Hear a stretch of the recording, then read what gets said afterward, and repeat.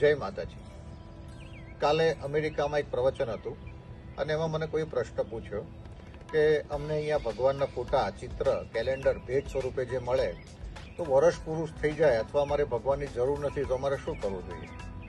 તો આવો જ એક પ્રશ્ન અમારી જોડે ઉપસ્થિત થયો હતો અને આશ્રમમાં માતાજીનું એક ચિત્ર અમે પ્રિન્ટ કરાવ્યું પણ એ મિસપ્રિન્ટ થયું.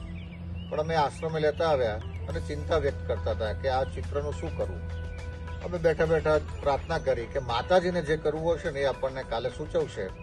અને એ રાતે એવું બન્યું કે કોઈ શોર્ટ સર્કિટ થયું અને માત્ર એ ચિત્ર જ ભસ્મીભૂત થઈ ગયું.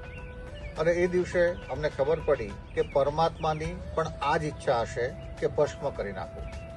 એટલે હું તમને જણાવું કે આપણે ભગવાનને શૃંગાર કરીએ, મંગળા કરીએ, શયન કરાવીએ, ભોગ લગાવીએ, જે આપણી જોડે થાય છે એ આપણે ભગવાનને કરવાનો પ્રયત્ન કરીએ. બસ એવી રીતે આપણને અગ્નિદાહ અર્પણ થશે તો આપણા પરમાત્માને પણ આપણે અગ્નિદાહ અર્પણ કરી દેવો જોઈએ. ગાયના છાણાથી, ગાયના ઘીથી સારા પાત્રમાં એ ચિત્રને તમે અગ્નિ અર્પણ કરી દો અને ભસ્મને પાણીમાં વેવડાવી દો. તો ત્યારે તમને ખરેખર લાગશે કે તમે આ ચિત્રને તમારાથી મુક્ત કર્યું અને તમે દોષમાં પણ ન પડ્યા. તો જે લોકોને જરૂર હોય એ લોકો આ પ્રયોગ કરી શકે છે, પોતાના ચિત્રને અર્પણ કરી શકે છે. પરંતુ જેની મૂર્તિ છે, ધાતુની મૂર્તિ છે, માર્બલની મૂર્તિ છે, એ ખંડિત થઈ ગઈ છે તો એને જમીનમાં સમાધિ આપી શકાય અથવા જલમાં સમાધિ આપી શકાય. અને આવી રીતે તમે દોષમાંથી મુક્ત થઈને તમે એનાથી થઈ શકો છો, આગળ વધી શકો છો. પણ જીવનની અંદર હિન્દુ સંસ્કૃતિએ હંમેશા એના ઉપાય સૂચવ્યા છે.